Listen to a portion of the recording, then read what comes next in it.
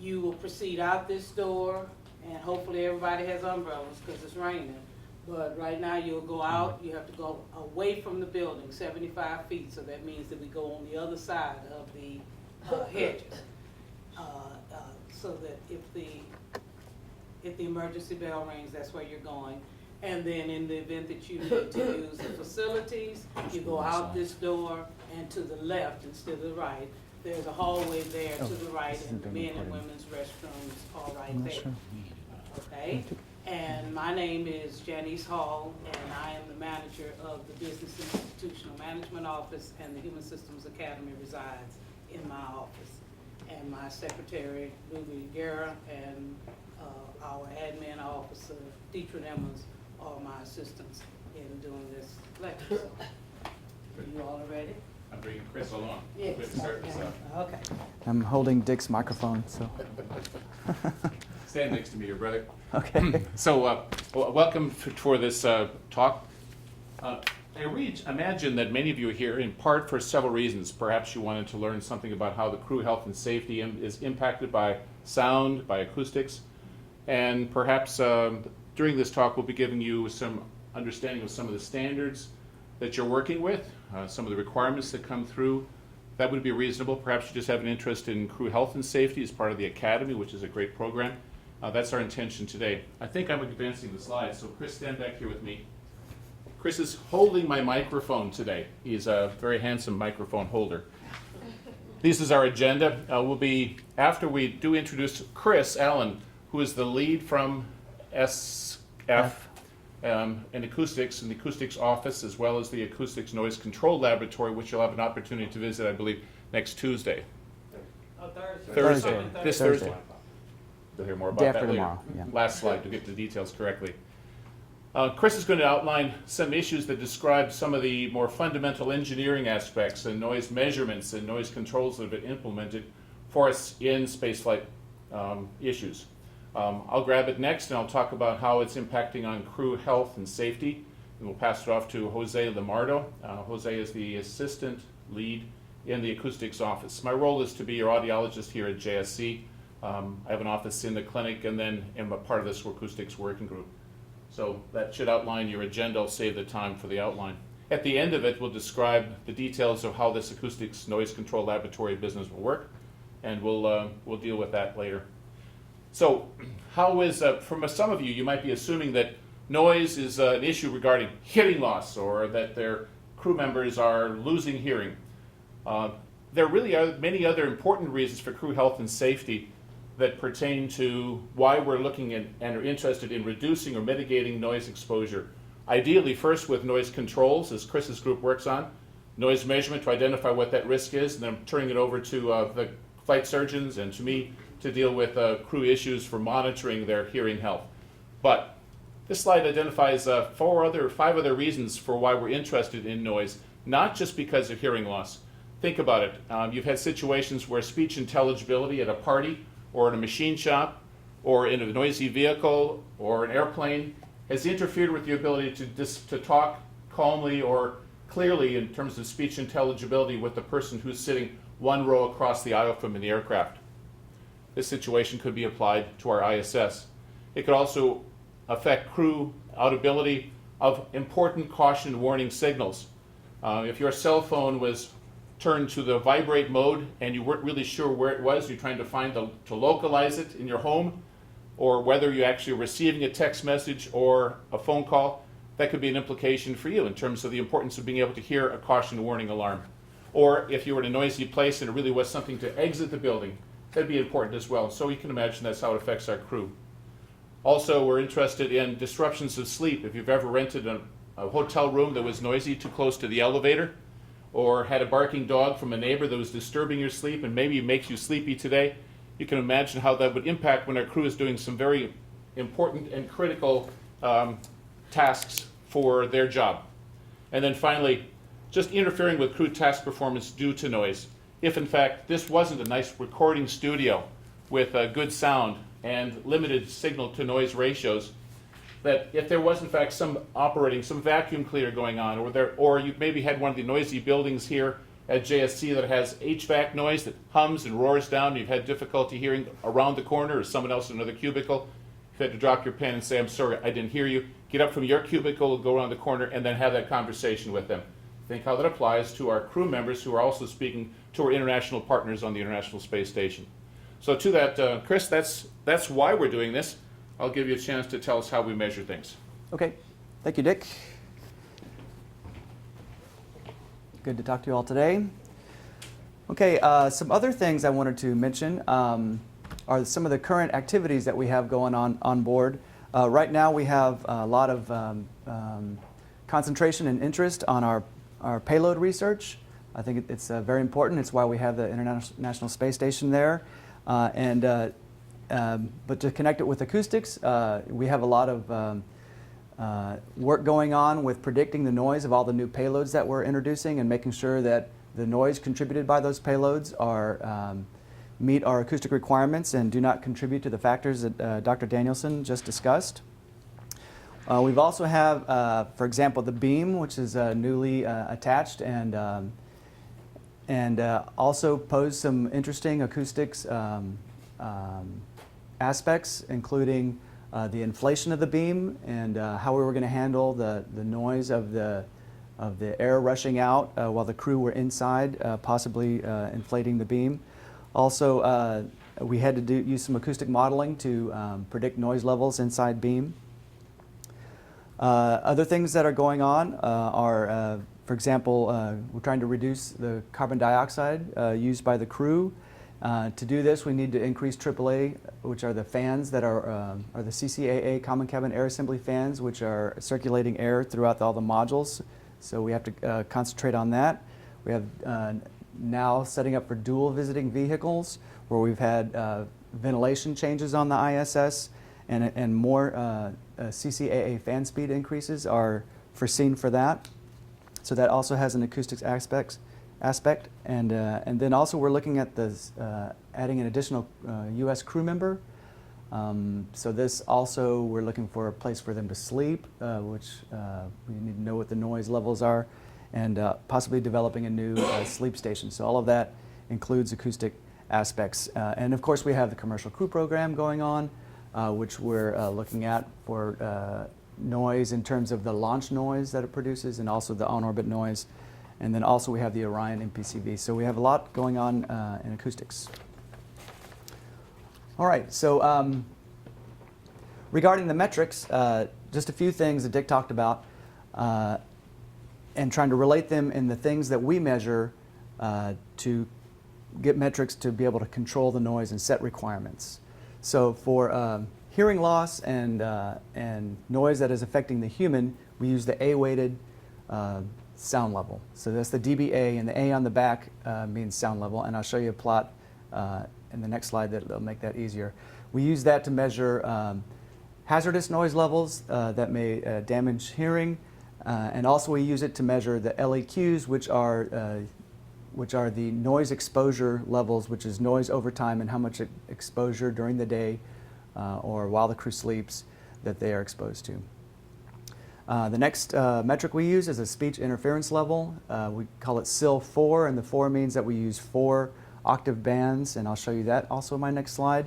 But it's basically the noise in the frequency range where speech is located and how high that level is compared to what is needed for a person to generate from their vocal energy to overcome that noise, and that's called the speech interference level. For habitability, including crew rest, productivity, reduced stress, we use noise criterion curves. And based on NC50, for example, is a conservative for hearing conservation and for communications. We also use signal-to-noise ratio, so we make sure that we have enough alarm audibility so that you can hear alarms right away, and you know that there's an alarm going on, and you can respond to that emergency. Also, we have requirements for crew annoyance. We look at narrowband versus broadband content, and then we also limit intermittent and impulse noises during sleep. There are different environments that we need to control these different types of noise for, and for example, launch and abort are some of the highest levels that we see. And so we have a certain set of requirements for that.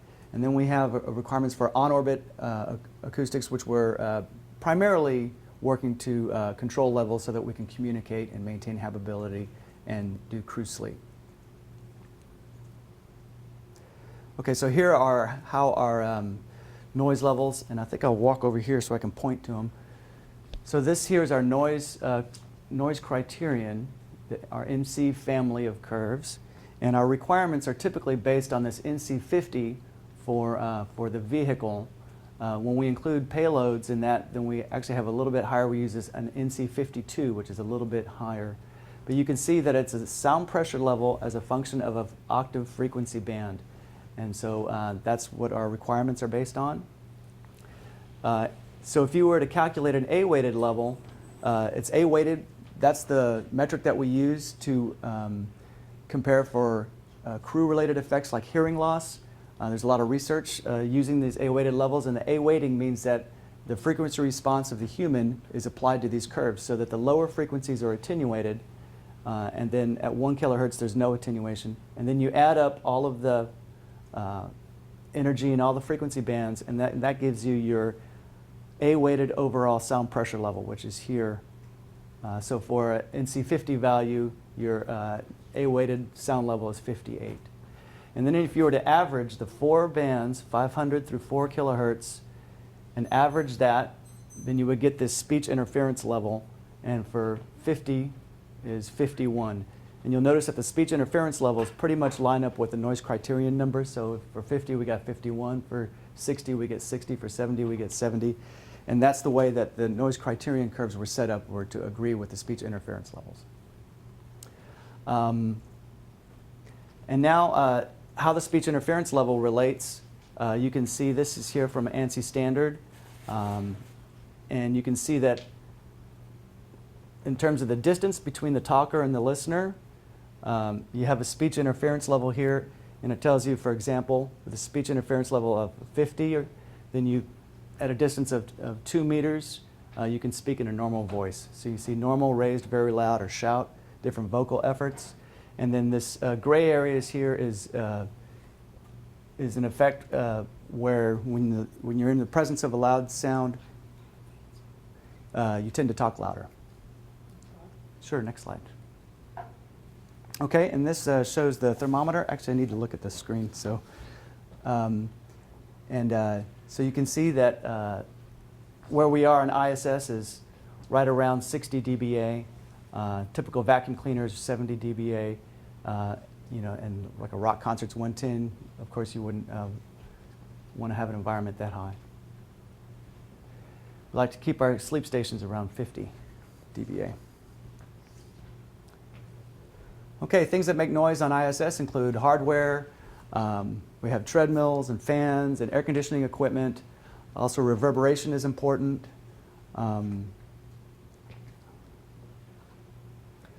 So the task is to control all the noise from this various hardware, and not just on an individual basis, but also as an integrated whole inside a module or a habitat.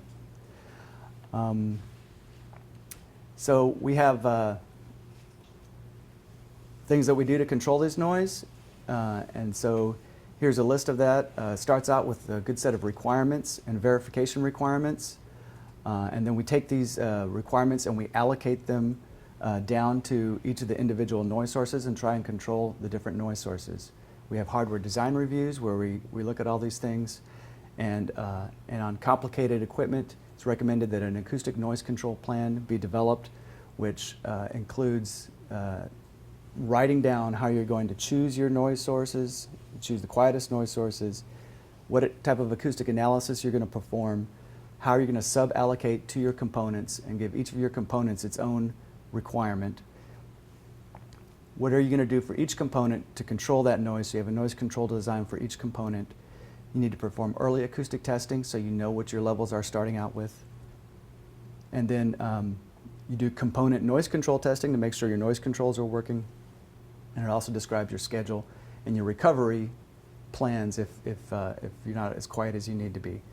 All of our verifications are done by test or test including some analysis, but it's mostly based on test. And then we do a system level analysis rolling up all the sources. And then if we need to take remedial actions, we can do that after the fact to do further noise control. And then we have a certification of flight readiness process, and then we follow it up with on-orbit acoustic monitoring so that we know that our levels are where they need to be. So this just shows, in acoustics, you always, there's three things that you need to worry about: the noise source itself, how it's transmitted to the cabin or the volume, and that's the noise path, the path it takes. You can either have the airborne path or a structure-borne path. And then you have the receivers who are hearing the noise. And so when you do noise control, you always attack the noise source first. It's always easier, and you use less materials to attack a noise source at the source. Your second choice is to attack the path, so you can damp out the transmission or put stuff in the way of the transmission. And then as a last resort, you control the noise at the receiver. So, and then the other thing that ties it all together that is really developing, and a lot of technology is going into this now. It's really nice, and that is acoustic modeling. There are really some techniques that have really improved a lot. Statistical energy analysis is the one that we use primarily in the higher frequencies, and then you will have to use a different method in lower frequencies, finite element method or boundary element method. Ray noise is also a type of acoustic modeling that we used to use. Now that we've transitioned over the statistical energy analysis combined with the finite element method. And what's really made these improve is the amount of geometry that you can now put into the calculations. So that's really worked nice. And then, so some of the important things here is to control the noise source with a quiet fan design or quiet fan selection. You have active noise control of fans. And then you use a sound power measurement. So sound pressure level is what you hear at your ear, and it's a function of how far away you are from the noise source. It's also a function of your environment and how reverberant space that you're in. However, sound power is just a function of the source. You measure it in an anechoic chamber so you don't get reflections back in, and you measure just the noise coming away from the source, and it's not a function of the distance. It's just a measure of how much power the whole noise source is putting out. And that's what we use as our input to our acoustic modeling. Especially with statistical energy analysis, sound power measurement gives you the energy, so it works out very nicely. Then we look at acoustic materials development, and that feeds into our acoustic modeling. We look at system level noise controls. So what can we do in the room? Put blankets on the walls to provide as much attenuation as we can of the reverberation environment. And then we look at component level noise controls, mufflers and sound blocking that we put on the noise source. And then after all of that, we can predict what the sound pressure level, that's what your ear hears, at the receiver. So we do testing and verification of this, and then we go back and make changes if we need to. Of course, on orbit, we do acoustic monitoring. In mission operations, we have flight rules. If things get too loud, we need to know when to have to hear hearing protection. That's what Jose is going to talk about. And then we have anomaly resolution, where if we need to add some treatments on orbit, we can do that. We have hearing protection that we use if we need to according to the flight rules. And then we're working on some advanced acoustic monitoring techniques so we can monitor easier without as much crew time. Here's an example of a development that we helped with, and that was developing a new Russian quiet fan, or a quieter fan for the Russian segment. This fan turns out that they had old mirror technology in their fans in the service module, and the blades on the fans were just flat plates that were cambered and ran at a fairly high RPM. So we did a development. The service module has over 40 fans in it, and so it was loud. And so developed this new fan and achieved 12 dBA of noise reduction. However, in the aerodynamically, the amount of air it put out was almost double. I'd say maybe almost twice as much air in terms of CFM output. while reducing the noise level. So that was a very good achievement. I'll show you some information on that later. We also have a quiet fan selection tool where these fans weren't really designed to be quiet, but we've measured about 100 different fans. About half of them are shown here. And then we put them in a database that you can go in and you can put in what your pressure rise and your flow rate needs to be. So we have an automatic advance there. And then, so that would be your design point. And then we have the design performance curves that are measured, along with the sound power levels that were also measured. So you can see for this design point what the sound power level was. You can choose which voltage you want to operate at, and you can choose different fans and compare them and compare their noise levels. So if you're a hardware developer, like a payload developer, you can come and use the quiet fan selection tool and pick the fan that is best for your device. This is just an illustration of a sound power level measurement. I wanted to show it to you because to measure what you hear, the sound pressure level, you just use a single microphone and you just put it in space, like a handheld sound level meter. If you want to measure sound power, one of the techniques is to use an intensity probe, which is actually 2 microphones, and it measures the acoustic intensity, which is the sound power per unit area. And the 2 microphones, it's basically a discretization between the 2 microphones to get an acoustic velocity, and then acoustic velocity times acoustic pressure, that is your acoustic intensity. And then you take your intensity probe and you put it at each of the centers of each of those squares, and you do an average, and then you can map out the sound power level, and you can see the map of it there in the corner. So that's what we use as our input to our acoustic models. We also do acoustic flight materials development. This shows Holly and Reynold and Ephraim here using the impedance tubes. These impedance tubes submit a plane wave of energy, and you put a test sample down at the back and measure how much noise is reflected off of it. And then you get the sound absorption, and you also get all the characteristic impedances. And these also feed into our acoustic modeling, so we can put sound absorption on different parts of our acoustic model and predict what effect that's going to have. You could also do transmission loss in this tube, where again, you put the plane wave in, and you get not only the sound reflected back, but you also get the sound that goes through the material, so you get a transmission loss. That's what this facility is. It's also a transmission loss facility. And we've used that, and that also will input into the acoustic modeling. We use this device here to help develop our crew quarters on ISS. Okay, this shows our modeling. So you can see that along with our acoustic model, so here's the model up here in the top right. These are the air spaces in the model, where the acoustic waves propagate. Here you can see all the wall panels. And then this shows our Eclipse wall. So this is a model of our Orion spacecraft. And all of our noise-producing hardware from our Eclipse, which is environmental control and life support, are behind this wall. And so we need to make sure that we're able to model the transmission through the wall accurately. And to do that, we have actually an acoustic mock-up in our lab, which is here. It's actually a physical mock-up. And we use this to validate our acoustic models. So in our mock-up, so for example, we have a sound power. This is a calibrated known sound power source. So we can put that in there. We can put it behind the Eclipse wall. And then we can do a measurement and predict what the sound pressure level is going to be in the reverberant environment.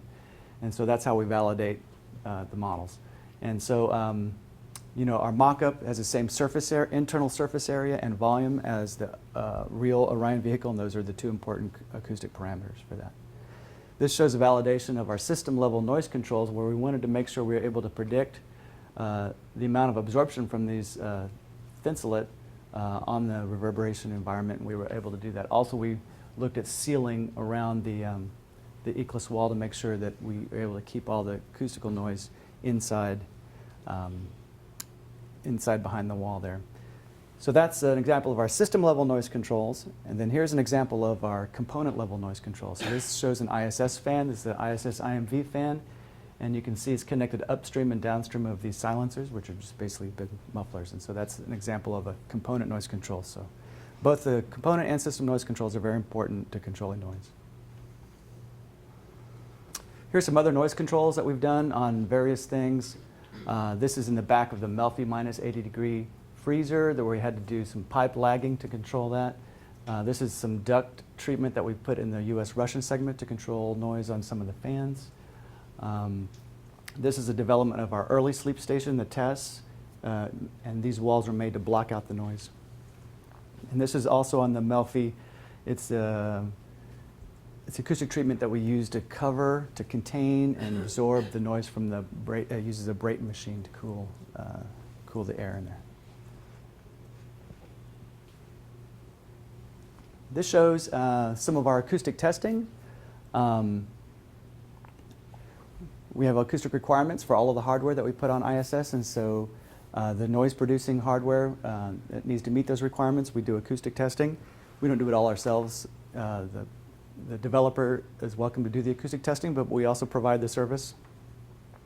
So we show some interesting ones here. So Robonaut was a fun test because we got it to move through with all its motions, so that was fun.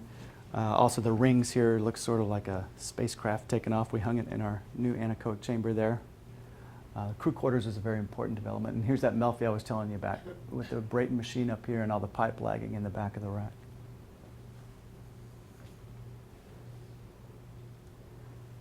We also do all of our verifications by testing, and then this just shows the verification test that we did in our US lab vehicle before it was launched.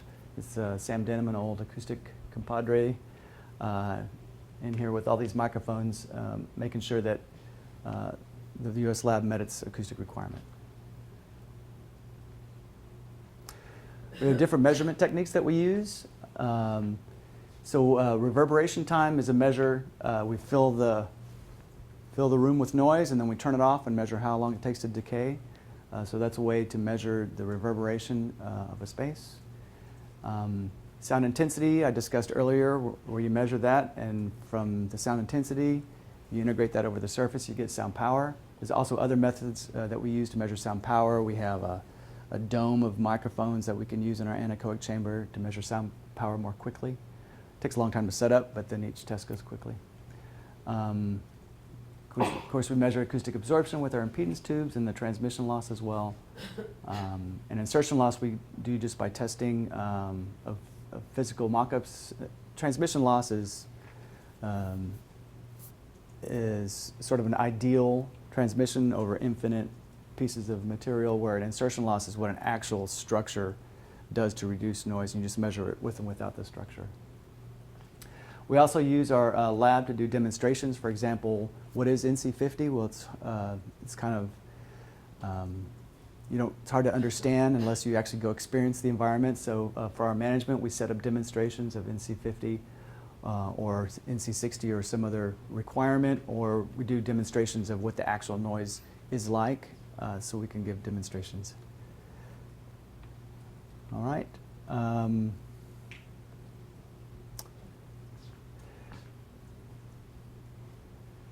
This one also talks about our lab facilities. We have a new an anechoic chamber in our lab. We also have a small quiet room. We also have mobile equipment we can take. This is a photo here of doing an acoustic test in the ATV, which is a European automated transfer vehicle that we did over in Germany. So we took our equipment. And this is a picture of me at Kennedy Space Center, where we built this great big huge anechoic room to measure the Melfi. So here's the Melfi inside that big room. We used high density foam on the outside over scaffolding and hung some thinsulate on the inside. This is our small quiet room in our lab. And that's Linda Hess there. Okay, we also do on-orbit monitoring. This shows our current sound level meter, and it measures sound pressure levels in all of the different octave bands. Measurement time is about 20 seconds, and we use it to characterize our continuous noise. This shows a cosmonaut here making the measurement. And then you can see our report there that comes out. This shows the different levels that we've measured, pretty much typical levels. These were measured in 2015. And so this is a table of those metrics that I started out with. So we have NC level here, and then the speech interference level, and then the A-weighted noise level, and then the sound level meter survey date. And these are arranged from the quietest module at the top to the loudest module at the bottom, so you can see that the airlock and the GEM logistics module are very quiet, permanent multipurpose module. And then our quietest laboratory module right now is the GEM. It also shows that the levels vary. For example, node 2, node 2 is NC 59 and 50 dBA, or 50 speech interference level and 61 dBA, and that is higher than it usually is. It's usually up here, much quieter, and that's because of some stalled IMV fans, which when they stall, they make loud noise until we clean them, and then the noise level goes back down. So that's an example here. I wanted to point out that nominally all of our modules are below NC 52. So here's the break where NC 52 is. So all of the US modules are usually meeting requirements except for node 3, which doesn't meet requirements. It has some noisy hardware in it. Also wanted to show that the docking compartment, which used to be the loudest module on the space station, had 3 quiet fans, replaced their fans, and now it is the quietest Russian module, so it's moved a lot. And you can see it's had a noise reduction from 67 down to 59 dBA because of all the fan installations. You can see here the quiet fan installations that we did on DC-1, the MRM-1, MRM-2, and the service modules. So the Russians are really hard at work replacing their loud fans with the quieter ones. Here, this shows the sleep station levels for the crew quarters and the 2 Russian sleep stations, which they call cayutas. And we're trying for a 50 dBA, so you can see typically we're under 50 dBA. That's needed to provide restful sleep. These Russian ones, these levels are a little high. I've seen them as low as 52, 52 and 51, but they tend to fluctuate. This is an example of that stalled IMV fan. You can see dust builds up on the inlet screen, and it stalls the fan. The fan is still moving, but the air is just recirculating within the fan, and it makes a loud noise until that dust is removed. But the problem with that is you have to take the fan out sometimes to do that, or disconnect the ductwork. All right, we also have dosimetry measurements, and I'm just going to show this slide here. I'm not going to talk much about it because Jose is going to spend a lot of time talking about dosimetry measurements. And then we're trying to develop some new hardware for flight, and this is a unit that we call it our combo SLMAD, or now we're calling it our combo acoustic monitor. And this little device performs the function of both the dosimeter and the sound level meter in one unit. So we're hoping to go to that in the near future. This is a noise hazard level indicator, and Jose's going to talk a little bit more about that too. All right, so now I'll turn it over to Dr. Danielson. He's going to talk about strategies for protecting, preventing hearing loss. Thank you. I'll borrow that microphone back. Denise, I got the feeling that you really wanted to help us with this computer. I'll give you that opportunity because if you move the slides, you'll keep me from going too long. How about that? Good thinking, huh? So I'll stand over here. How's that? Reese, okay. So inasmuch as Chris is excited about his noise measurements and fan noise, I'd like to spin it to say this. So what? How does this affect our crew? So what? Someone here has thought that. Maybe he was sitting over here. But let me describe it, because in fact, our intent then is to talk about how this might be impacting on crew. Next slide, Denise. Next. So I showed you this list initially, and I'm going to diminish in this talk our attention to this, but absolutely, actually, it's just the opposite. Our primary reason for doing all the noise measurements that Chris and Jose are going to describe today are about habitability, communication, disruption of sleep, alertness and awareness of audible sounds, including our caution and warning signals. That's actually the primary focus. Fortunately, the issue of risk of hearing loss is present, but it's not our primary reason. In fact, it's not unusual for the crew to come back and say, you know, for the first 2 months, I didn't think the noise was all that much. But I started to get on my nerves, so I started to wear the hearing protection that we provide to prevent hearing loss, mostly just to diminish their awareness. Have you ever traveled in an aircraft and worn earplugs to diminish the noise of the noisy baby behind you? The baby's crying wasn't causing hearing loss, but it was disturbing your sleep, perhaps, or making you less aware of when you're camping out, someone to the other side of the campground was making noise. So let's talk then in this next development about issues related to hearing loss. Next slide. What can we do to mitigate some of the risks of noise? There are, in fact, issues that Chris has already described. Blanketing, modifications, new fans that are related to requirements and noise control plans and verifications that perhaps are the reason that you're here today. Maybe you're involved in that. Maybe you're involved in hardware design or procurement of these. These two fellows up here are definitely involved in on-orbit monitoring so that if something is excessively high, in fact, sometimes we're questioned, why do we have to do those noise measurements? We've done it many times over because when we see something spike, it can be associated then with a squeaky TVIS or a fan that is going out of round. So this is basically doing forensics on engineering issues related to the ISS. In my role then is to contribute for the flight surgeons information about the audiometric test data, the monitoring that's going on, either on ground or on orbit. I'll describe that now. And then we also have flight rules that guides the crew as times when they should be wearing hearing protection, or even the activity is such that we build it into the flight rule to say when you're doing this on the treadmill and you're exceeding 10 miles per hour, we require hearing protection. Or we're requiring the flight surgeon, the BMEs, to alert them to say that's a time to wear hearing protection because it exceeds a certain level. Next slide. Here's the tricky part. My colleagues who are engineers want to know how much noise is too much noise.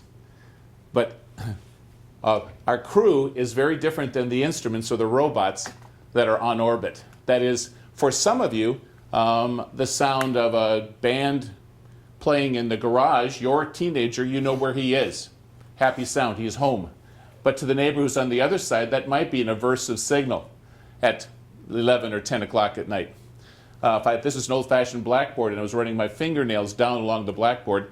Acoustically, the machine might not say that it's got characteristics that are really hazardous or particularly high, but it could drive us wonky to listen to that scratchy, aversive kind of a signal. So the human response is such that it's not uniform among all people. Some people enjoy country music and some people enjoy classical music, and the two may not mix very well depending on the individual's mood. So consequently, this habitability issue is a tricky one for us to predict in community noise or in environmental noise as to how much noise is too much noise. So we base our criteria on a generalization. And in terms of hearing loss, we've identified that people who are exposed to the same noise, if all of us were working in the same plant and watching the pop bottles go down this line here, none of us would develop exactly the same degree of hearing loss due to characteristics of our own physics and our own genes. In fact, this is pointing out a classic study that in a major industry, they found that individuals who've been standing there doing their jobs all together, there was as much as a 50 to 70 dB difference in terms of their subsequent hearing loss at the end of their 40-year career. So how much noise is too much noise? It depends. And so what we've built are noise damage risk criteria that depends, that as I'll describe, talks about how much noise and how long you're exposed to that noise is called the noise exposure, and therein lies our flight rule. Next slide. This reminds me to tell you that this business about monitoring hearing among crew members is a lifelong process now, and that's earnestly what I'm involved with at the clinic. We are identifying next spring, we'll be seeing in ASCAN physicals, we'll identify what these pilots and these active candidates have in terms of their pre-flight hearing status. We're monitoring during their 2 years of ASCAN training.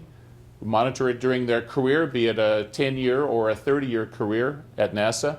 And subsequently, we also are seeing the crew members when they return for their long-term lifetime surveillance of astronaut health, the LSAH program that some of you are aware of, but in fact, they're back. I'm seeing Apollo-era astronauts for annual physicals when they return back, as we're monitoring them. Next slide. Hearing assessments are done in my clinic in two different ways. The conventional way. Perhaps even you as civil servants have sat in one of the booths and had air conduction audiometry with conventional earphones. It's a test of peripheral hearing sensitivity. It's the beep test. Push the button when you hear the tone.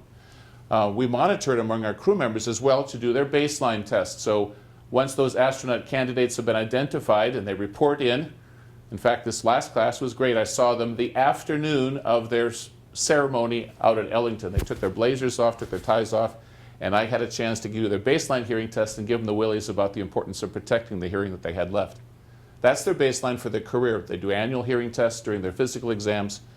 They'll do retests if needed, and they continue to cycle back. If there's a change, for instance, if they show a shift that is an early flag, not a hearing loss, we'll define that in a minute, but if there's something to say, what are you doing? And Janice would say, well, it wasn't that much. I just went, I had a great time at a concert this weekend.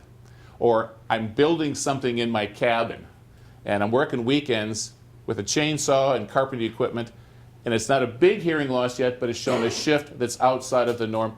That's an early flag where we can then counsel Janice to change her behavior's attitude about protecting her residual hearing. And I hope that that's a message for you as well. I'll get credit for a hearing conservation lecture today if I change your behaviors. On the other hand, the crew cannot do this with conventional earphones with that mass. They cannot take that relatively heavy piece of equipment and that very heavy audiologist and that very heavy booth with them on orbit to perform the same tests. So we've modified that. Our instruments are modified so that they have some custom fit. Basically, these are ear monitors that you see the rock performers wear as they dance around in the Diamond Vision. So it's got an excellent frequency response. They use that for their sound delivery system that's presented from the sound card on the space station computer. They manipulate it and they perform a test that we call the on-orbit hearing assessment, or UHA. The Russians love it because the Russian word for ear is UHA, so they think that's pretty humorous. Rather than have a heavy isolation, we urge them to go to the quietest location that they can find. Now it's lucky enough to have the crew quarters, turn the fans down, and then they dump on some Bose Quiet Comfort 2 active noise reduction headsets. All of these have other purposes. Obviously, they use the space station for computer for something else besides doing a hearing test. They also use this for using to isolate the noise from their activities on the treadmill, and they listen to music and books and movies because it isolates an excellent frequency response. And then the Bose headsets are actually, they have a role for the ground to station conferences, the IP phones for teleconference with their families. Put a mic on it and they prefer to use that. Next slide. So this is the time sequence as it's currently outlined by the medical requirement 1.8 for hearing assessments. A pre-flight audiometric test is done by us in the clinic. So this is conventional pure tone audiometry. And then post-flight. I'll be doing Tim Copra's next Monday after in the process of his post-flight tests. That actually is going to stretch out to be actually about R plus something, but it's contingent upon some changes we have. If there is a change, we'll repeat it, and then he gets in the link and we do annual audiometry. In UHAs, this is involved with training that's done by our Wiley Education Office for EHS. They perform a baseline test in the clinic with sound that mimics the environment in which they'll be doing their testing. So if there's fan noise in the crew quarters, we dump in an equivalent amount of sound levels that mimic that environment. They use their custom-made earpieces, which may have short canals or long canals, so that is then controlled. And they perform this test using the space station computer in my booth. Because that test is unusual, it's done with unusual non-calibrated earphones and not ANSI standard earphones. They are immediately going through a conventional audiometric test, so I can compare an ANSI hearing test done by pure tone audiometry with this unconventional UHA as their baseline. After launch, they do one currently at around L plus 14. After things are settled down, they've already done their safety checks and they can fit into the more mundane things of medical requirements. and then they perform a series of in-flight tests, UHAs, sequentially during the flight. Currently, they're doing it at every 45 days thereafter the first one. So we compare it sequentially, and they share that data with the JAXA crew surgeons, Canadians, and of course our Russian partners. And who did I miss? ESA, of course. So that's good. You're moving me along, just like I needed to have you do. Thank you. So let's describe a hearing test, and it's important to understand this because you've had a hearing test and say, man, I've done it and I can't hear myself breathe. I'm not sure if I heard it. I pushed the button. I didn't. So let me explain how this process works. Our ear is not equivalently sensitive to all frequencies from low to high frequencies. We can potentially hear as low as 20 hertz or as high as 20,000 hertz, but in the end, we're not very sensitive to low frequency sounds. So a number of years ago, decades ago, they backpacked some equipment into a remote area called Wisconsin and did it at a state fair. And they asked the individuals to say, put on these earphones, I'm going to conduct a sound test, listen for the tone, you tell me when you hear it. And Janice would say, I can't hear it. No, no, no, no, no. And Janice said, I heard it at this frequency there. Next slide. Just tap it. Somebody else said, I heard it maybe a few decibels different. So we built a bell curve of thousands of young, healthy ears to develop then this standard to say, you know what, the range typically at this frequency, there's a range of about 7 or 8 decibels from within that one standard deviation of hearing sensitivity in young, healthy ears with no ear disease. Do it once more. At another frequency, we're more sensitive once more. So eventually then we can connect these ranges to say, rather than normal hearing at this frequency is 45, and at this one is 31, and this one is 17 and 10. Conventionally, audiologists are not good mathematicians, so we just draw a line through all these, connect the dots. And we convert this to another kind of a decibel, because Chris told us about some decibels today, the decibel with the A-weighted scale, the SILs. A decibel, you have to know what kind of a decibel we're talking about because there are numerous ones. And this one is on the sound pressure level, but it turns into a hearing level scale. So that threshold, this line will reveal for you, as you see, we're most sensitive in the mid-frequencies. It's a good idea because that's where we talk. We don't need to hear rumble sounds. We don't need to hear high squeaky sounds. This is important for us in this region because that's the region where my sound spectrum are right now. Secondly, audiometric test then is not an absolute measurement. It's not as if I would just say, here's the edge of the table. That's measured. In terms of where's the threshold, somewhere in here, plus or minus a few decibels. So let's look at the next slide and talk about how this hearing sensitivity works. So this is an audiogram now where we have converted this red line, hit it once more, Janice, please, to a red line that's up here. This is now in the hearing level scale. You see that? So that 0 dB doesn't mean there's no sound, because this doesn't mean that there's no sound. It means that it's built on the human psychometric scale of how we hear. Some people can hear pretty well, and let me tell you, when they're applying for an astronaut candidate position, they listen very, very carefully. What that means is that they potentially can get a minus 5 dB threshold, because there is sound below this red line. Down here, there's sound pressure there. The microphone that on the sound level meter would say that there's sound there. But most people didn't hear it there, so we said, you know, let's draw a line through the middle, and that's the middle. And so some people can hear minus 5 dB thresholds once in a while, even as they stay in the astronaut corps. I've got some candidates or some astronauts, I tease them to say, I need you in to come in and calibrate my equipment on Monday after you retire so I can prove that my equipment still works. On the other hand, sadly enough, not everyone maintains excellent hearing of their youth. Some have a misspent youth, and some of you may have had a misspent youth. If that is the case, you might develop a pattern like that. In the second row, I'm proud to show you my interns who are here working with me on projects, and they would look at that and they would immediately say, that's characteristic of a noise-related hearing loss. And they're absolutely right. That's the kind of pattern that we expect to see for someone who's been exposed to loud noise for a sustained period of time without adequate hearing protection. Too many concerts, too many times in the firing range, too much time on rig. And so that's the pattern that we see. And to make it quick and simple, that region is occurring because we have a boost of sound in our ear canal that amplifies high frequency sounds. So even though the machine may be equivalent producing 100 dB all the way across, It's boosted in the high frequencies because of the ear canal that we have. This does a little bit more. If it had a long pipe, it actually boosts some more sounds, right?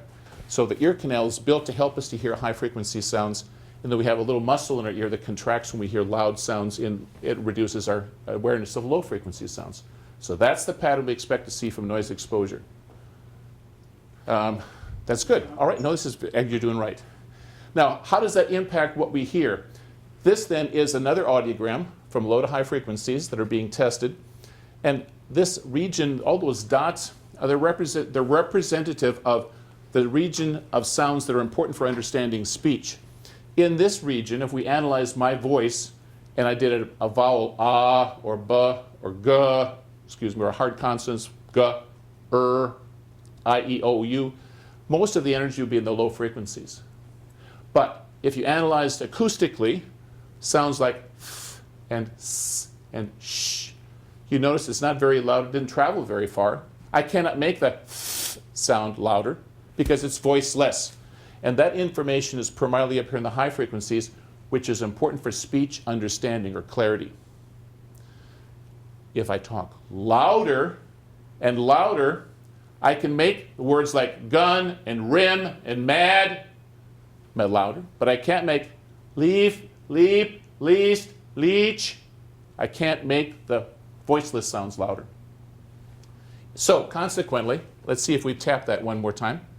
Sure, what happens is that the progressive pattern of a noise-related hearing loss over a crew member or a Marine or someone who works in noisy stuff, an engineer from NASA who's building noisy projects at home, this is a progressive pattern that we're looking for to monitor, identify early that someone has a hearing loss in the high frequencies before it stops there and flops over here. Because he'll deny, he'll say, I can't tell that my hearing's fine because I hear you louder. You're loud enough, but you know the last couple of years it got to be less clear.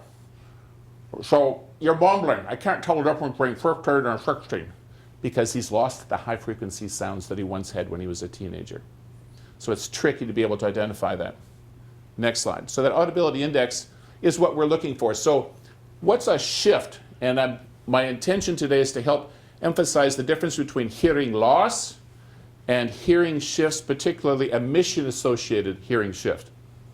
Because if you ask me, do astronauts have hearing loss as a result of spaceflight? I'll tell you, I've got astronauts who have hearing loss before they went to space. You see? So what's a shift is what we're concerned about. And here's an example. Someone has a hearing loss. Perhaps this was a naval officer, or perhaps this was someone who already had a pre-existing hearing loss. Just generically, that individual is qualified to pass a ASCAN physical. What we don't want to do is to have him progress, or her progress, to the path that we just saw a minute ago, walking down and making their speech understanding more complicated. So does this individual have a hearing loss? The way that OSHA, NASA, and the Department of Defense monitor this is to use the front end of that curve that went down this way and looking at 2, 3, and 4,000 hertz. Because those are the early flags. Not a problem, getting to be a problem. Boy, it'll be a problem if this proceeds. So we track 2 and 3 and 4. So that's the metric that's commonly used in occupational hearing conservation programs, and that's what we apply in the flight medicine program. Let's look at that next. So, for instance, the definition of a hearing threshold shift is a change from the baseline data. In our case, that baseline test that's done in the clinic.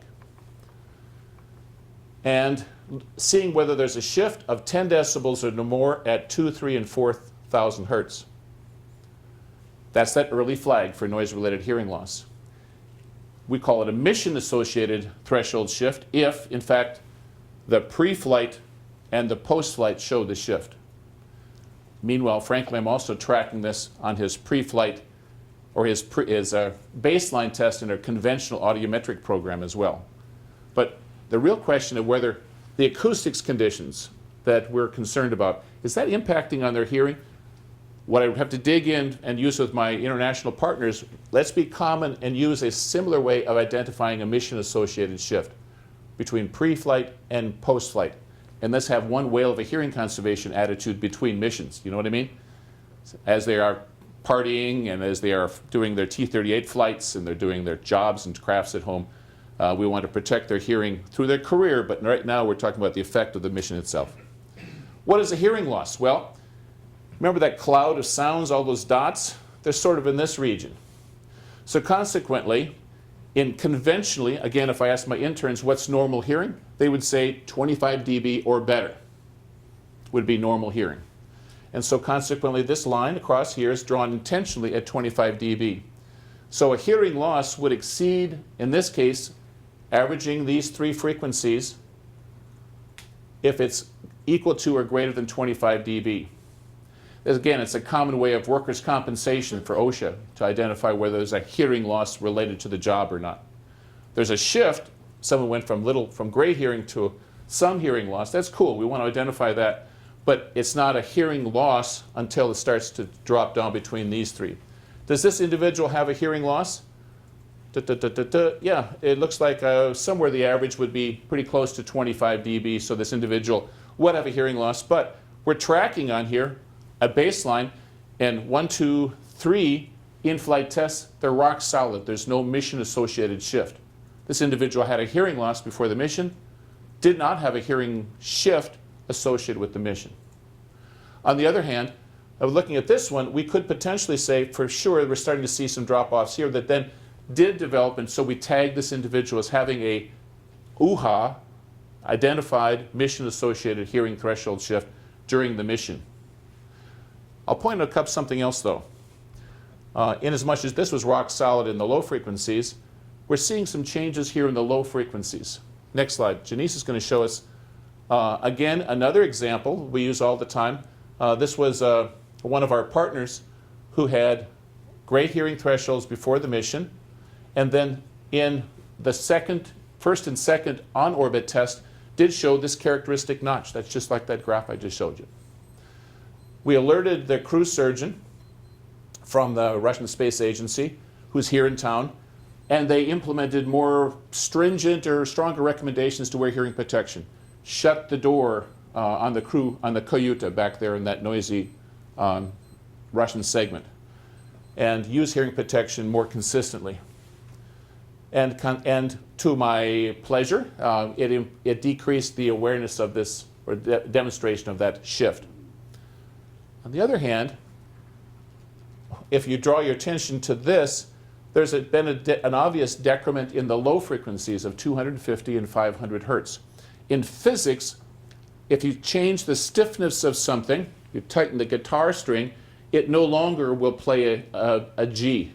It'll go sharp, right? You're trying to make it vibrate at a certain frequency, but it's going to go sharp because we're making it stiff. So consequently, this hints of one of three things that we've been concerned about. Now, this was a great indication. I missed him. One notch and it improved. But that low frequency business for us in the clinic was really troubling. Was it due to, one, ambient noise? Because it's hard to hear a low frequency sound in a noisy room. Well, we're doing it, the baseline was done in the same conditions, we think, as the in-flights. We mimicked it. They had hearing protection. They had Bose headsets. Secondly, is it due to some middle ear stiffness? Was there something that was stiffening the eardrum and the mechanisms behind it that kept it from vibrating well at low frequencies? If you've flown, you can't pop your ears. I'm all clogged up. Pop your ear. Then you can hear the low frequencies again. Your hearing comes back. There's a decrease in the low frequencies is improved where we don't have that stiffness in the middle ear. The other question could be if it is related to stiffness, and that's what's being examined right now by the project that the interns are working on, and that is, could it be stiffness within the fluid in the inner ear, the cochlea, that is connected by a small canal to the intracranial fluids that have increased intracranial pressure during space flight? You're familiar with the VIP issues that we've been so concerned on. I'm sure you've had a lecture probably in the academy about VIP.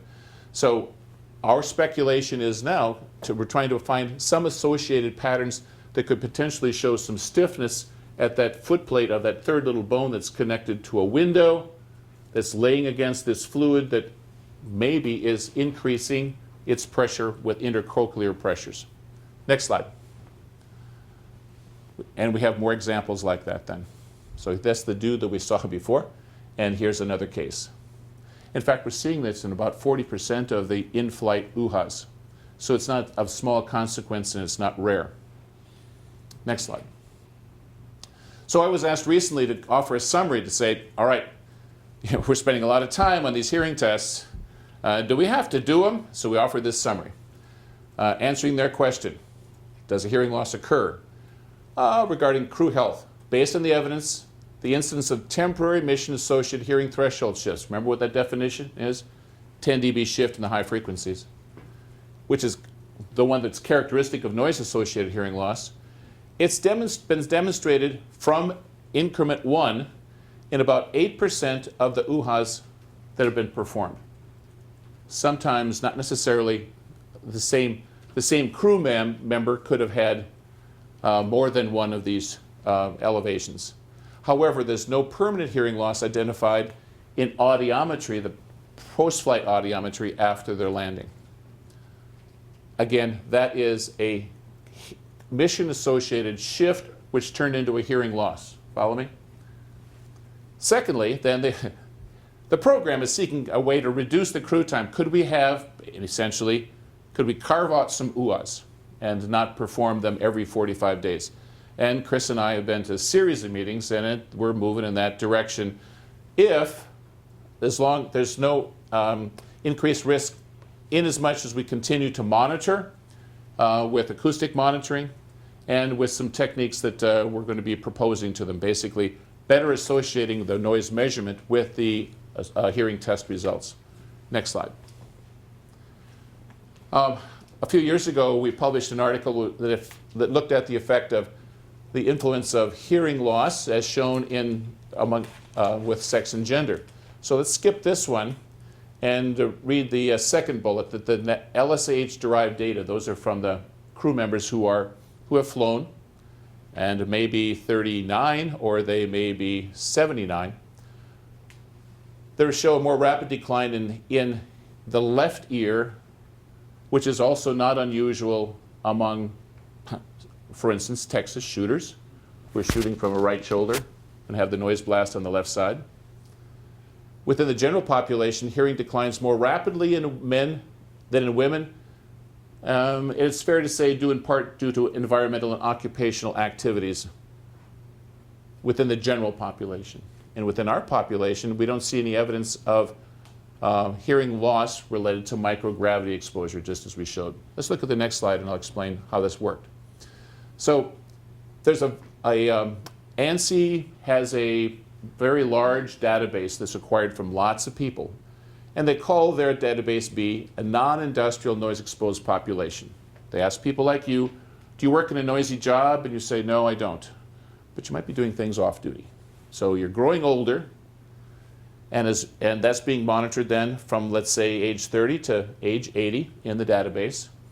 And we're averaging then hearing thresholds at 2, 3, and 4,000 hertz, the criteria we just applied. And in that, we're showing that in the dashed lines are this general population. They're aging plus they do fun things off duty. They're not working in a factory. They're not necessarily Marines on active duty. They're doing normal stuff like you, working at a desk, and maybe going to a concert, maybe doing some shop work, maybe doing some trap shooting off duty. That pattern, as you see, this blue line represents the median value of hearing loss trends, averaging 2, 3, and 4, from ages 30 to 80. This green line is, sometimes we wink and call it the tough ears. That's only 10% of the people in this population have hearing better than the green line in the NINEP population.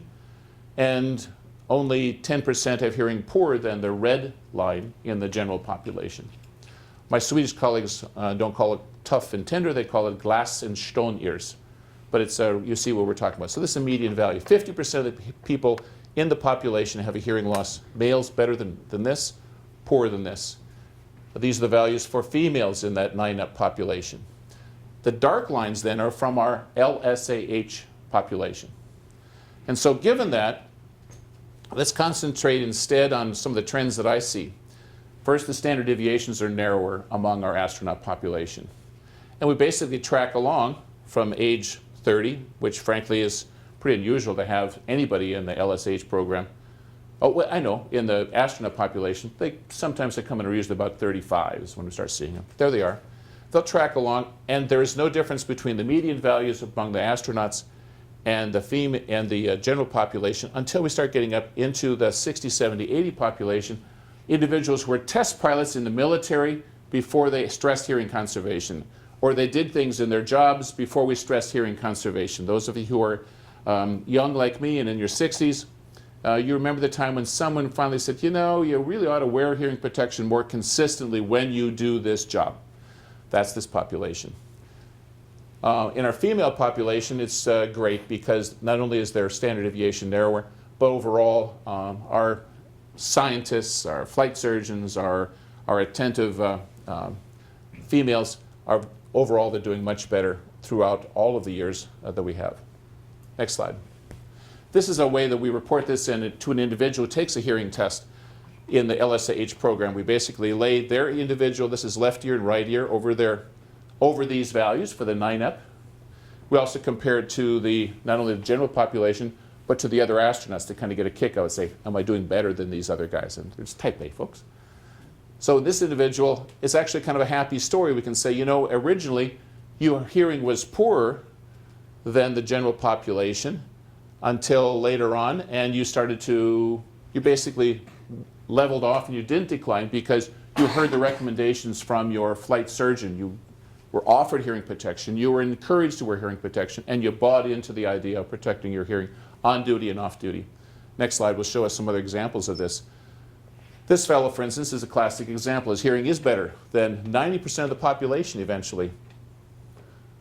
This male basically is better than, but it's twirling off and it's showing the same sort of trends. So this is a counseling technique that we use in the clinic. In this case, it actually paid off because this individual was tracking along with the median values, and in 1 year only, started to show a significant decrease, which was a clinical indication that urged us to say, we recommend, after this physical, that you see an ear specialist to identify the nature of this, because your ears are the same age. One ear went down, the other ear didn't. There's no reason to explain why one ear would change like that. Next slide. Now the issue of hearing protective devices. This is our mitigation. And a quick story here about hearing protection. On orbit, they have foam earplugs, as you've used before, and someone back here has got some foam plugs to pass around. These are available for whoever wishes to have them. This slide, teaching slide, is the best is the one that you wear. Which is the best? The one that you wear. Some folks prefer this, and that's not unusual. We also have some custom musicians' earplugs that have a flat attenuation. I'm going to pass it around this with you, Dr. Eisen. Here's an example. There's one in the bag, but you can see how the crooked bend in that particular ear would make sense that they're having difficulty getting a good fit with a conventional foam earplug because it would bend wrong. These are the custom electronic ear monitors, which provide their own hearing protection while they're listening to external music, as well as the Bose sets. Next slide. There's a big plate here, Rosella, that case. Can I borrow that from you for a minute? If you've worn an earplug, you know that the sounds sound kind of muffled when you wear it. And it depends on how deeply you put the earplug in your ear. So I'm passing this around. This is going to display the attenuation that's provided depending on how deep you put an earplug in your ear. All four of these earplugs are the same earplug, but it's showing a very different performance depending on how deeply you put it in. All four of these earplugs have a 29 dB noise reduction rating on the box. But they didn't achieve it in real life. So we use this technique to verify how much hearing protection this custom plug that we built, how much it actually provides. So the individual basically does a test with no earplug in, with an earplug in, and that difference, go back just a bit. And the difference then is identified and gives us a personal attenuation rating. And it's really a big thing in occupational hearing conservation, but it fits nicely in our flight crew program as well. Next slide. Okay, now about the risk. How much noise is too much noise? I'm going to transition to Jose's talk because the risk is based on how loud it is and how long you're there. So the risk for a lawnmower for 85 dB for 8 hours is really the same risk as 15 minutes or 30 minutes to a chainsaw.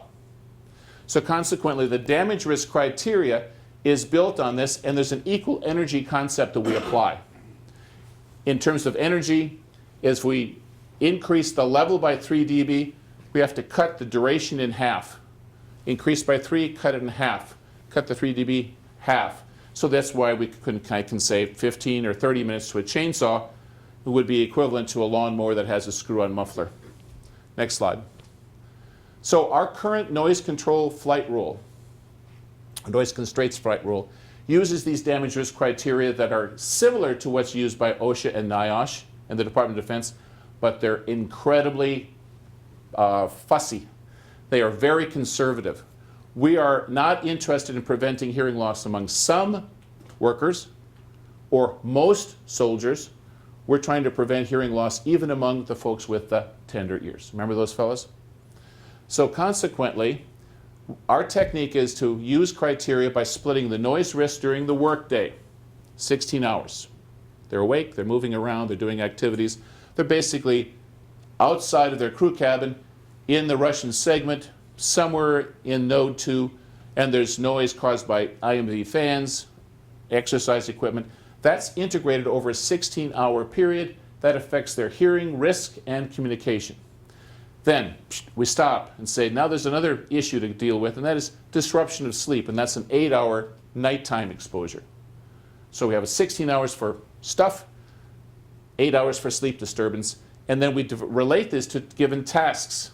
So Jose is going to talk to us about how he uses a list of tasks, the noise, how long they're there, to come up with a criteria to say to the crew, you know, if you do this and this and this, overall you're going to have a high level of exposure over a day using these two tools. Next slide. So consequently, here's the exchange rate that we apply, where hearing protection is mandated if it's above 72 decibels A-weighted, that's how we hear, for 16 hours. But if it's 75, if this gizmo that they're walking around with the noise acoustic dosimeter says it was 75, then that exceeded they have to wear hearing protection if it was more than 8 hours. 78 for 4, 81 for 2. So you see, that's how this is calculated over this 16-hour period. And if it's above 85, we just say that's not allowed. You should wear hearing protection, even if you're just grunting and dashing for a couple of minutes on the treadmill at a high speed. If that's above 85, we recommend hearing protection. It's very conservative. Nobody else in the hearing conservation industry employs a standard like this. But we have very special individuals who put a lot of training in. Next slide. So this is actually a backup, but this is where we're headed. We're currently doing an UHA at L+14 and 3. What appears to be what's an option that's ahead of us, not official yet, but they're negotiating. We're negotiating back to do an UHA after launch, one at mid-mission, and then an UHA as clinically indicated. If someone says, I feel like I've had a change in hearing, or the noise levels are shown to be high. So I think the next slide, thank you, Janice. I think that's going to take it right off to Jose Lamardo, who is the assistant deputy from the Acoustics Working Group. How about the crew 1 dosimeter? That's measuring the crew exposure on each crew member.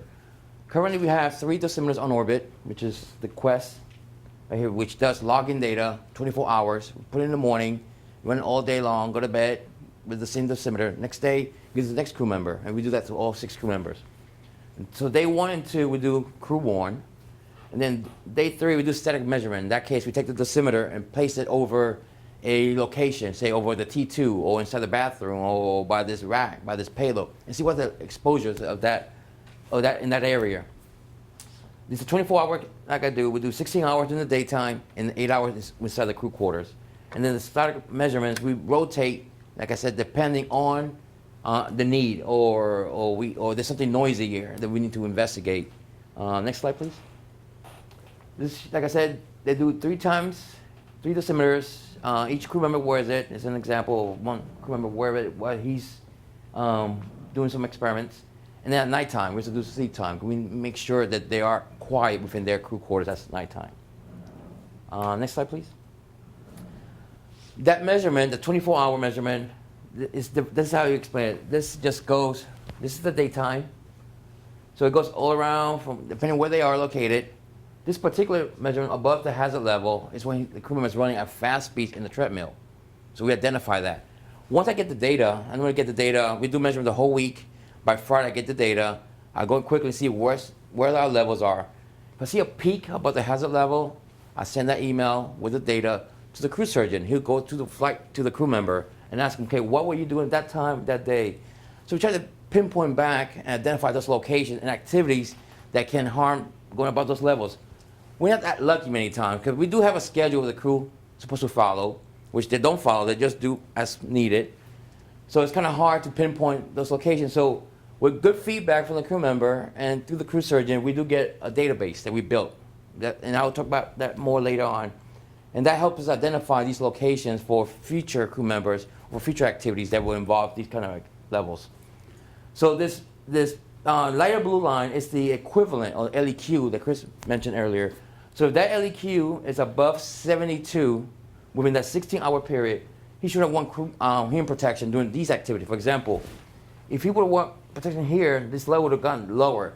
So these levels does not represent wearing hearing protection, just represent what he's been exposed to. On the sleep side, we try to keep it within at least below 50 to be a nice rest on the ears. The 62 dBA, that means we see many crew members that goes above those levels, and that has to be either has his fan on high or has the door open, or listening to some music or somehow, I don't know what it is, but the levels could go beyond that. Or sometimes it could be the fan inside the IMV could be clogged or stalling and make those levels higher.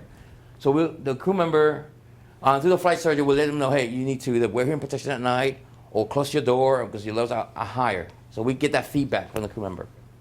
Next slide, please. Now, each of this dot represents one of those crew-worn measurements for 16 hours. The red ones are the levels of crew members that spend most of the time in the Russian segment, and the blue squares are the crew members that spend most of the time in the US segment. As you can see here, the trend is all over the place. It's not a good trend.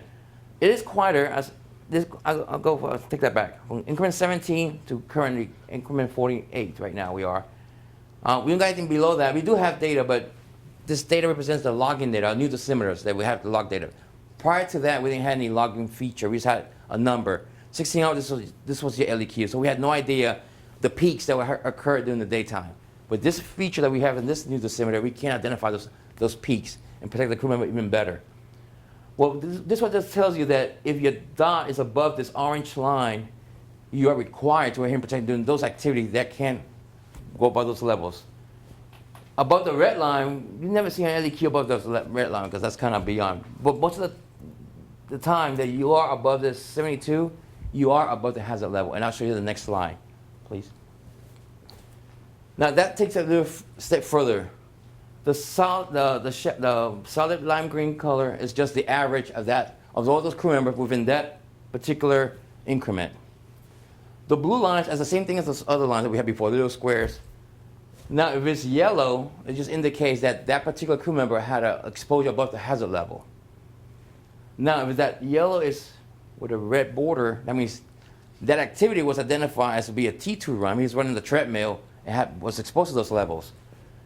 Back then in 2014, we had some issues with our wasting hygiene compartment, where our pump was going pretty bad and it was pretty loud. It was up to like 90s, and that each time they flushed the toilet, that thing would spike up.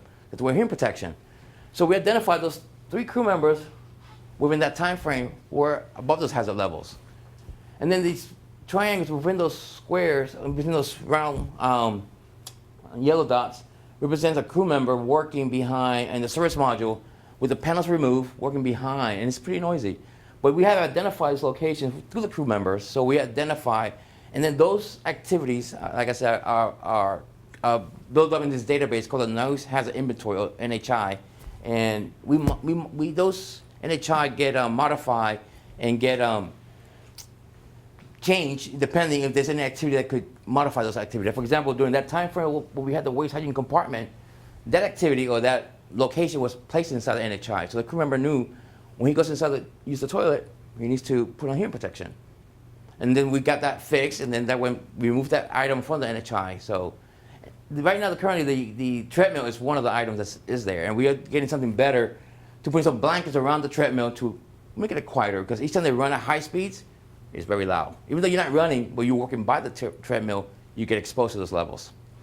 Next slide. I have a question. Sure. So this shows them in doing the work, they've got the dosimeter Yes. on, and where they have been doing some work that's put them outside of the level of comfort. Exactly. This doesn't tell you whether they put on hearing does not. protection. It does not at all. Okay. Because the microphone's on your collar. Right. But what we try to is teach and train the crew member when we have this NHI is that when to wear. If you're going to be running a treadmill, it's going to be loud. If I'm going to be working behind the panels, I should wear one. But most of the time, and that's a good lead into my next thing, is that we get the data after the fact. So hey, by the way, you should have worn hearing protection because you were doing this activity, or this new activity that came up, or this new noisy payload that we don't have no clue about. Next slide, please. What I try to do here is, this is what we had identified so far. There's still 58% of those yellow dots that we don't have no clue what's going on. We just know that majority right now is U.S. crew members who are being exposed to those levels, hazard level that we don't know what's happening. One thing that we're proposing to come up pretty soon, next slide please, is this little badge. It's called a noise hazard level indicator. And what it does, come bar real quick. The crew member will wear this, not all the time, just when he need it. If he's going to be working at some activity or by a location, you turn it on, it stays green all the time. That means you are below the 85 dBA, so you're fine. But if you start yelling or making it louder or this light turns red, that means you are in some location where you are required to wear hearing protection. Just a quick fix to identify in that location that you are required to wear hearing protection. And you can shut it off, you don't have to be this annoying light all the time, but you use it. I'm gonna work behind the panel, I'm gonna wear this. So just give you a quick indication, don't wait for me to give them the data back. Hey, you should have one hearing protection. At least you have some indication that you should wear it. So it's pretty cool tool, pretty cheap too. And it's rechargeable, so they could use it, and it works up to 200 hours without being charged at all. So it's pretty lightweight, and right now we're trying to get it certified and have it up in orbit for the crew members to wear and use. Next slide, please. Now, what I showed you before is the work time. Now, during the sleep time, let me just show you some historical data from the funny triangles there, the cayutas, and all the other ones are just the crew quarters. It could be all the other ones are just crew quarters within the station. We have four: the overhead, the deck, the starboard and port, and then we have some other location we had initially. And they show that some trend, and like majority, the ones that go above those levels are the cayutas, are a little bit louder, in a louder environment, and they have some quiet ones, very quiet ones. And these are, as I see it in my data, it's all crew dependent. It's not really the location, the facility, because we have some crew members that sleep in the cayuta and they're pretty quiet because they probably put the fan on low, they shut the door down, so it's pretty quiet.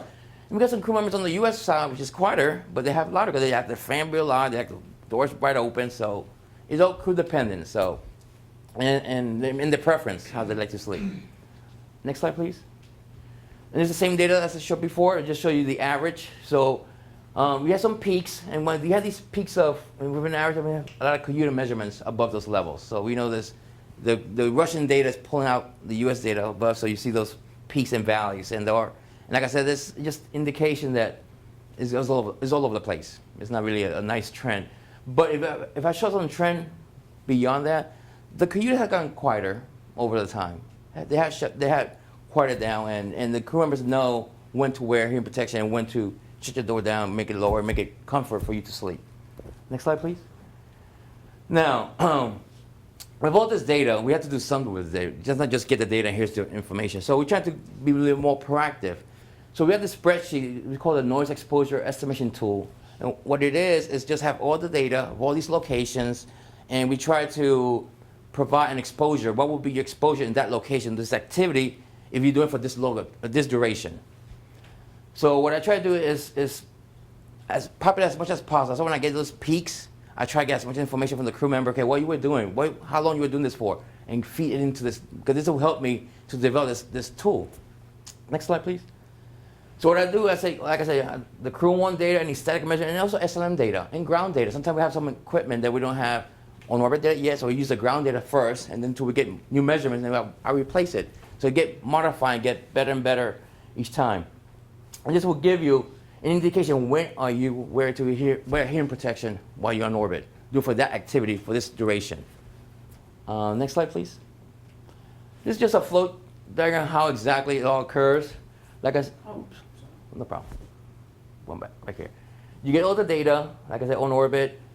We put in this NEAT, the tool.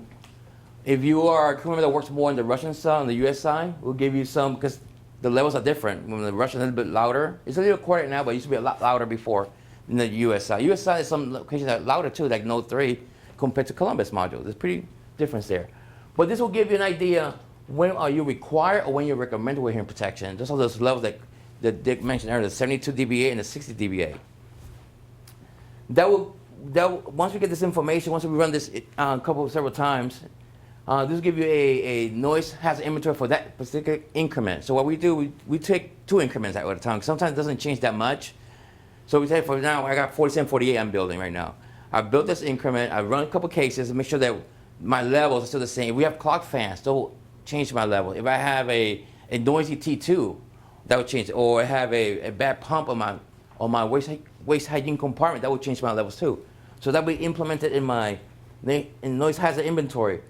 Then I use some data from engineering or medical that we could feed into it, any waivers, and that would create a noise hazard inventory specific for that increment. That we send to the crew members up there on ISS. So they have that tool to know, okay, if I'm doing this activity, that's what I should be wearing hearing protection or not. Next slide, please. This is just an example of the tool, how it looks like. It's very simple on Excel. These are here when you select the location. Is those I call it. You select it's pull down menus. Put your duration. It'll give you LEQ. Then overall, you feed as much information as you know. Because sometimes you don't have all the information, but you say, okay, I know 3 activities that he's doing, 3 launch activity. So, and I know my durations, and I'll give you my LEQ. But I know this crew member spent most of the time in the Russian segment. So it'll give you an average of what his other time will be in the Russian segment. And then that'll give you an overall LEQ for that particular crew member. Next slide, please. This is an example here. This is what the timeline for a crew member looks on order for one day.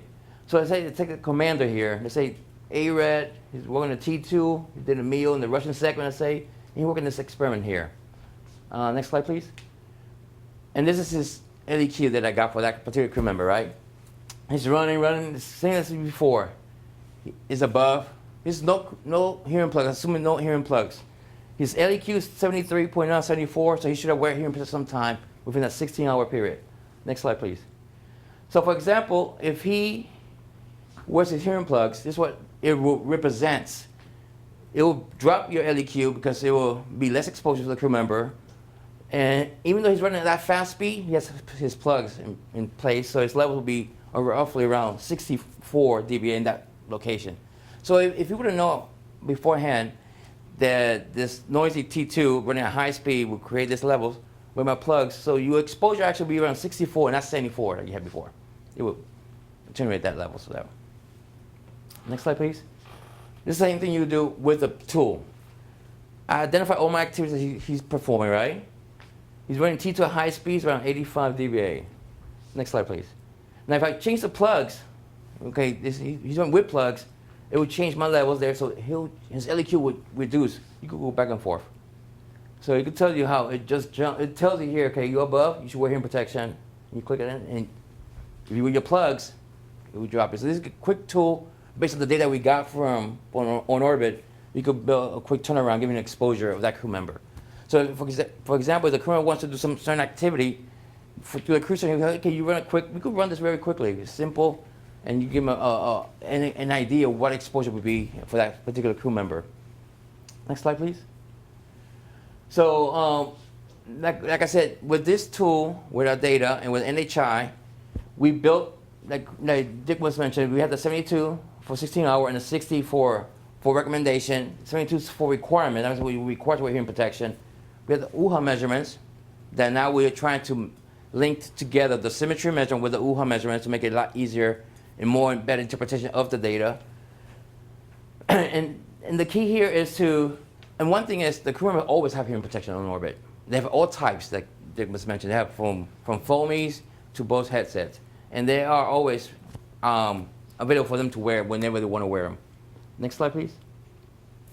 Now, what's the NHI? What's the noise hazard inventory? Remember that database I was talking about?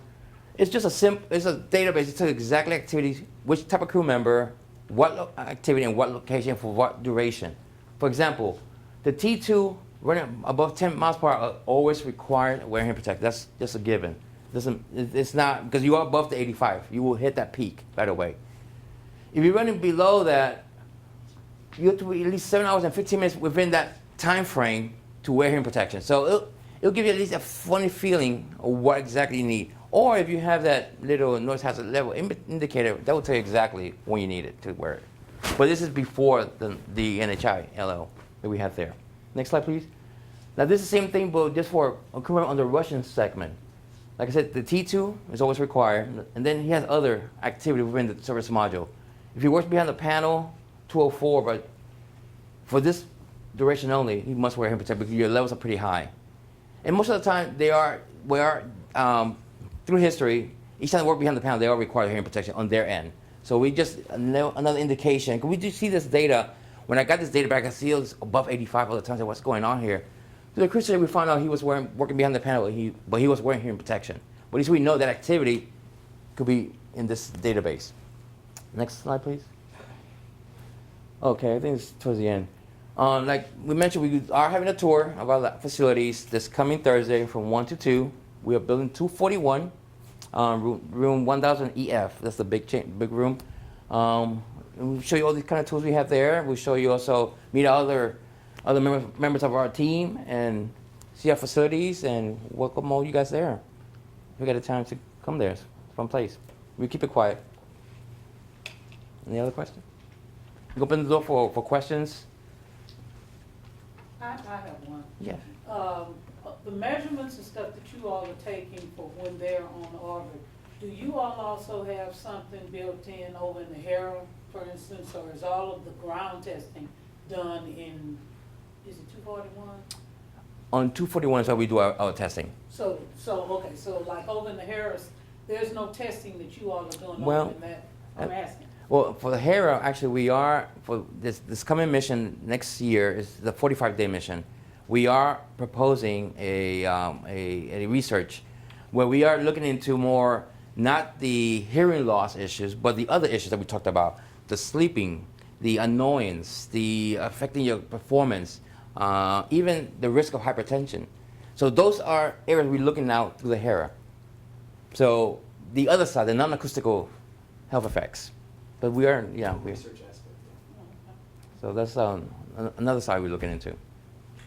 The little the meter that you would wear that tells you green or red. Yeah. So that's just for spikes over 85. So if you're doing something at 80 and you have like an hour and a half that you can be at that time, it's obviously not going to measure that. It's not going to measure that. Okay, so you have to be cognizant of this Exactly. particular activity and how long you do it. But if that activity, for example, is including our NHI, if it's by T2, for example, and T2 he's not running that fast, but it's around 80 or 78 pro.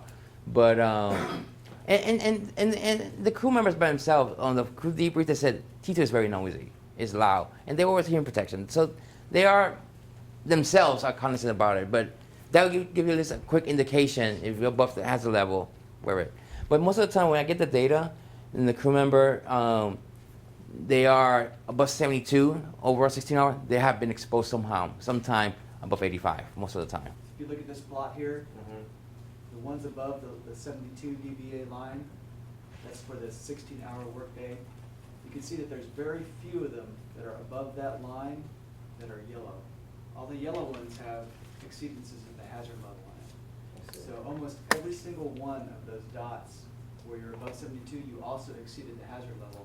And if you were wearing hearing protection when you exceeded that hazard level, those dots would probably be below 72. mean, they may have been wearing hearing protection, but, so that just shows that this little noise badge is gonna do a really good job of telling people when to wear hearing protection, and it's gonna help us not be exposed to the hazard level, above the hazard level, but it'll also keep us below 72 for the 16-hour in most cases.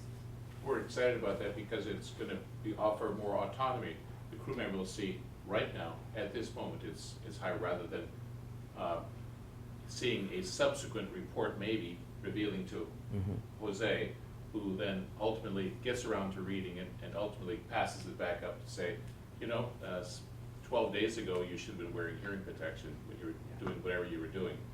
And we're not gonna ask the crew to wear these things all the time, it's just for them to be able to use, if they're wondering, is this level too loud or not, then they can pull it out and they can use it. And we're better. We used to be, we didn't have this knowledge. Back then we just had like a number only. You were 75. Okay, what 75 means? 16, you have 75 LEQ.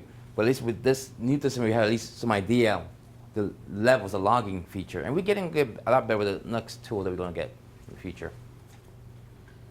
Short exposure to hard, to very high, let's say, noise, is it reversible if it's short period and you checked it and you noticed how Yeah, is good it question. reversible? So the short durations, if they're very high, it may exceed our damage risk criteria. So in theory, according to the equal energy hypothesis, 85 for 8 is the same as 88 for 4, until you finally get to a point where you say, wow, just a 1 minute exceeds the damage risk criteria. When we're talking about extremely loud sounds that our soldiers exposed to, say, howitzers, or if someone for some reason was near an explosion, it exceeds the critical level, and the equal energy hypothesis rules basically goes to outblazes, because there's a point where mechanical damage from a howitzer or from a firecracker or an IED explosion for our soldiers, it exceeds our ear's ability to recover. So typically it's an explosion or a high impulse noise. That's the only examples of that. There's a horrible hobby that people do in their off-duty time called DB drag racing, where they take a cheap Toyota and put tons of audio gear in it, and try to break the world record for sound levels. And the world record right now is held in Brazil, 183 dB SPL, Chris, for a sound source that's between 50 and 70 dB. Is that my son's So- car? Well, so you can be sure if someone was foolish enough to be around that as their hobby, they could exceed these critical levels. That's extremely, remember how 3 dB is a doubling? So if we double 85 and double 88 and double 91, but it's a long way to 180. In fact, it's physically, some of us can kind of question, because that's a bar, that's a.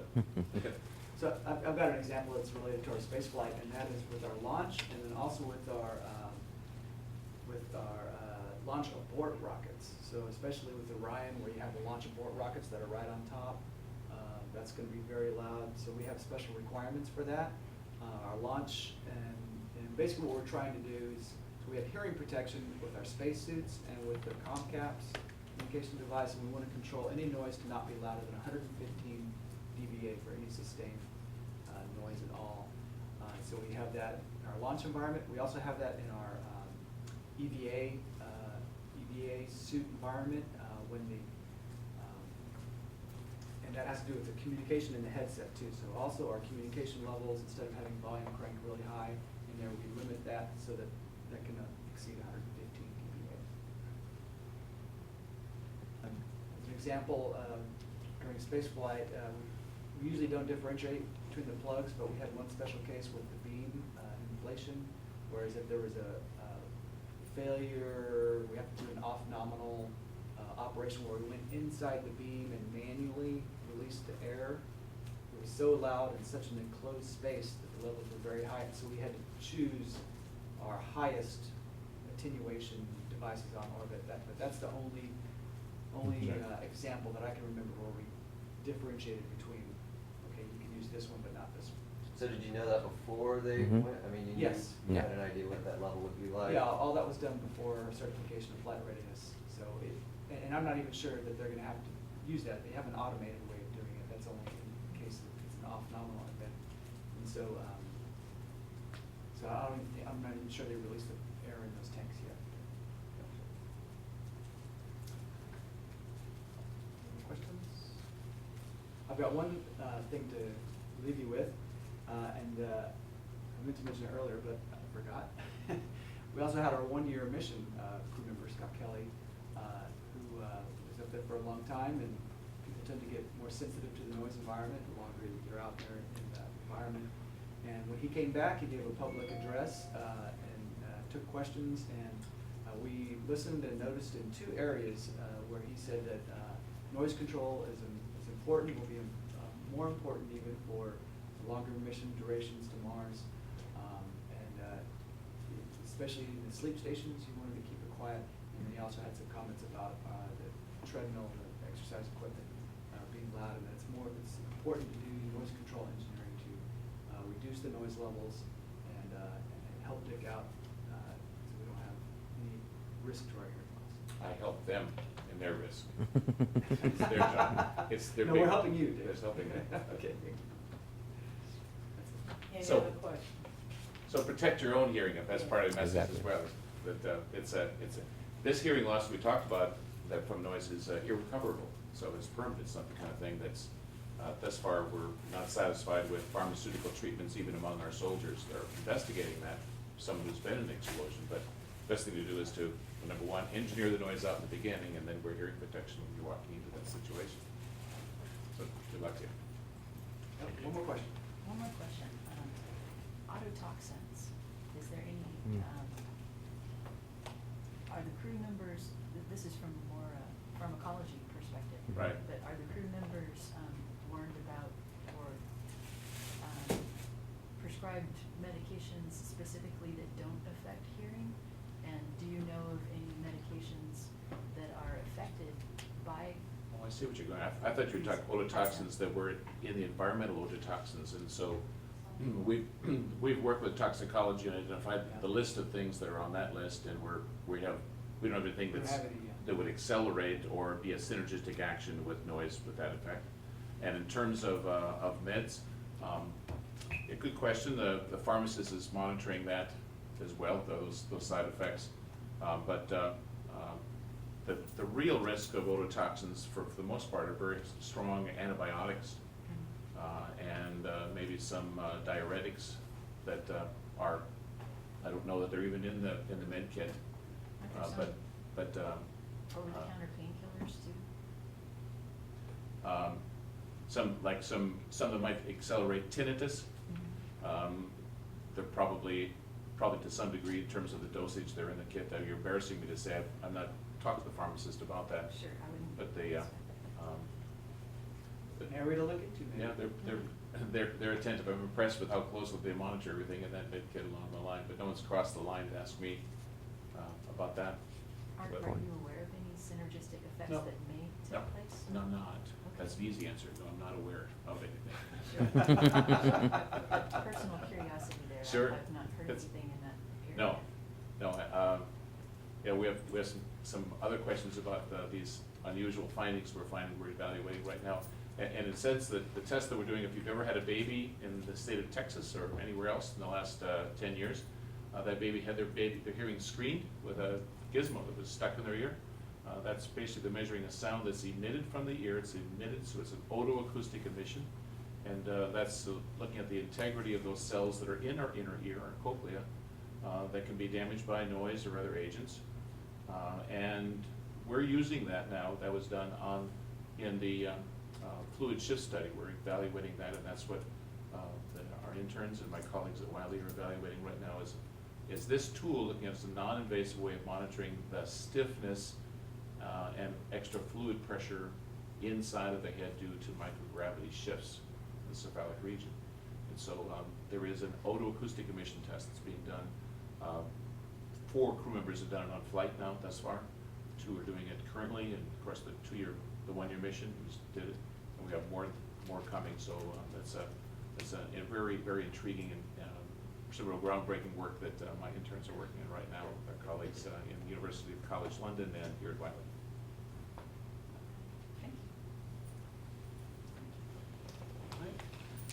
Let's see if it's raining, huh?